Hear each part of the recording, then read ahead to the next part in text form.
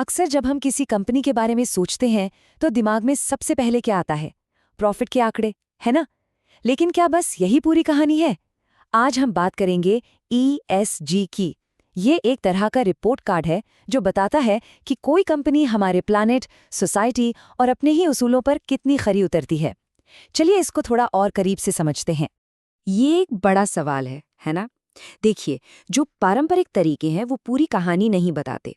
हाँ, एक कंपनी कितना पैसा कमाती है ये जरूरी है, लेकिन उसका हमारे पर्यावरण पर, समाज पर क्या असर पड़ रहा है और उसके काम करने का तरीका वो कितना नैतिक है, बस यहीं पर ESG की एंट्री होती है।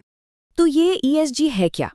E का मतलब है एनवायरमेंटल यानी पर्यावरण, S का मतलब है सोशल यानी सामाजिक और G का मतलब है गवर्नेंस यानी शासन। तो ये बेसिकली एक ऐसा फ्रेमवर्क है जो कंपनियों के नॉन फाइनेंशियल परफॉर्मेंस को मापता है। मतलब वो पैसे के अलावा अपने ग्रह, अपने लोगों और अपने सिद्धांतों के लिए कितने जिम्मेदार हैं, इसका एक स्टैंडर्ड बनाता है। तो आज के हमारे सफर में हम ESG की बिल्कुल बुनियाद से शुरू करेंगे।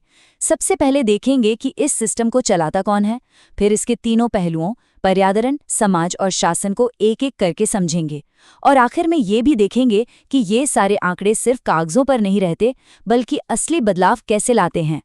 चलिए, तो सबसे पहले बात करते हैं कि आखिर ये ESG रिपोर्टिंग है क्या? ये इस पूरे फ्रेमवर्क के पीछे का क्यों है, इसकी सबसे बड़ी वजह। देखिए, ESG रिपोर्टिंग का मेन मकसद है जवाबदेही तय करना। इससे होता क्या है कि कंपनियां न सिर्फ पर्यावरण के प्रति अपनी जिम्मेदारी निभाती हैं, बल्कि इन्वेस्टर्स का भरोसा भी जीतती हैं। और ये उन्हें GRI और SASB जैसे इंटरनेशनल स्टैंडर्ड्स पर खरा उतरने में भी मदद करता है, ताकि उनकी तुलना दुनिया की बेस्ट कंपनियों से हो सके। अच्छा, तो अब बात करते हैं उन लोगों की जो इस पूरे सिस्टम को चलाते हैं। ESG सिर्फ नंबर्स का खेल नहीं है, इसके पीछे एक पूरी डेडिकेटेड टीम होती है जो इस फ्रेमवर्क को शेप देती है और इसे लागू करती है। किसी भी कंपनी में ESG की सफलता एक वेल ऑर्गेनाइज्ड टीम पर निर्भर करती है। एक ESG ऑफिसर होता है जो पूरी स्ट्रैटेजी को देखता है, फिर पर्यावरण, सामाजिक और शासन के लिए अलग-अलग लीड्स होते हैं, जो अपने अपने एरिया के एक्सपर्ट होते हैं। इससे पता चलता है कि इस काम को कितनी सीरियसली लिया जा रहा है। तो चलिए अब ESG के पहले पिलर पर आते हैं, E यानी एनवायरनमेंट। यहाँ हम ये देखते हैं कि कोई कंपनी हमारे प्लैनेट पर अपना फुटप्रिंट कैसे माप रही है। कंपनियां अपने एनवायरमेंटल परफॉर्मेंस को कई तरीकों से ट्रैक करती हैं। जैसे कि ये एक उदाहरण देखिए, वे ये मापते हैं कि उनकी कुल एनर्जी का कितना हिस्सा सोलर या विंड एनर्जी जैसे रिन्यूएबल सोर्सेस से आ रहा है।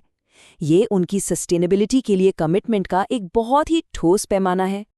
अब GHG एमिशन को समझना थोड़ा सा मुश्किल लग सकता है, लेकिन ये एनालॉजी इसे काफी आसान बना देती है।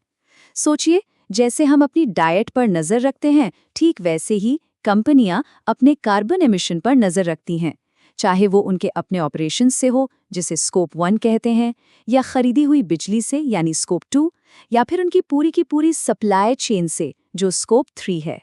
चलिए अब आगे बढ़ते हैं और दूसरे पिलर S यानी सोशल पर नजर डालते हैं। ये कैटेगरी इस बारे में है कि एक कंपनी अपने एम्प्लॉयज, कस्टमर्स और जिस समाज में वो काम कर रही है उसके साथ कैसा बर्ताव करती है। वर्कफोर्स में डाइवर्सिटी जैसे मैट्रिक्स ये समझने के लिए बहुत ज़रूरी है कि ये कंपनी इक्वालिटी और इंक्लूजन के लिए कितनी कमिटेड है। इससे ये साफ पता चलता है कि ऑर्गेनाइजेशन में अलग-अलग जेंडर और एज ग्रुप के लोगों का कितना प्रतिनिधित्व है। और ये आंकड़ा देखिए, जो एम्प्लॉयज़ के ट्रेनिंग के एवरेज एनुअल आवर्स दिखाता है। ये एक बहुत ही इम्पॉर्टेंट इंडिकेटर है। ये सीधे सीधे दिखाता है कि एक कंपनी अपने लोगों की ग्रोथ और डेवलपमेंट में कितना इन्वेस्ट कर रही है। जितने ज़्यादा घंटे, उतना ही मजबूत इन्वेस्टमेंट माना जाता है।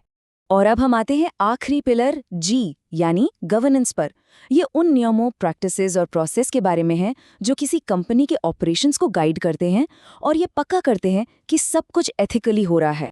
ये जो रेशियो है ना, ये किसी कंपनी की अकाउंटेबिलिटी का एक बहुत ही सीधा और पावरफुल पैमाना है। ये सिर्फ ये नहीं बताता कि कितनी प्रॉब्लम्स रिपोर्ट हुई, बल्कि ये भी दिखाता है कि कंपनी उन्हें सॉल्व करने में कितनी इफेक्टिव है। अच्छे गवर्नेंस के और भी कई पहलू होते हैं। जरा सोचिए, क्या कंपनी का बोर्ड इंडिपेंडेंटली फैसले ले सकता है? क्या बड़े अधिकारियों की सैलरी कंपनी के ESG टारगेट से जुड़ी है?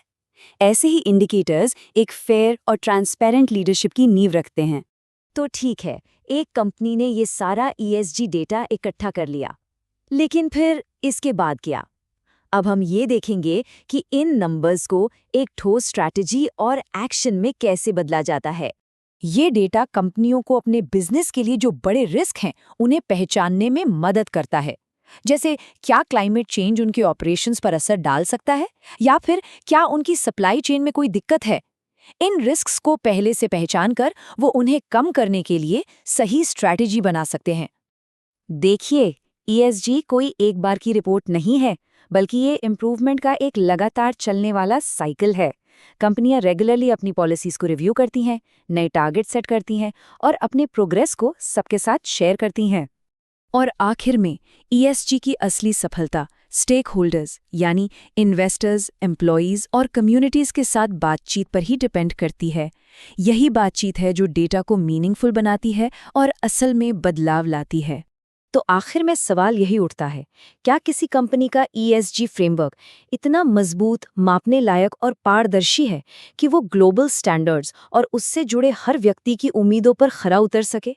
क्योंकि एक सफल ESG स्ट्रैटेजी सिर्फ नियमों का पालन करना नहीं है, बल्कि ये विश्वास और जिम्मेदारी की एक कहानी कहती है।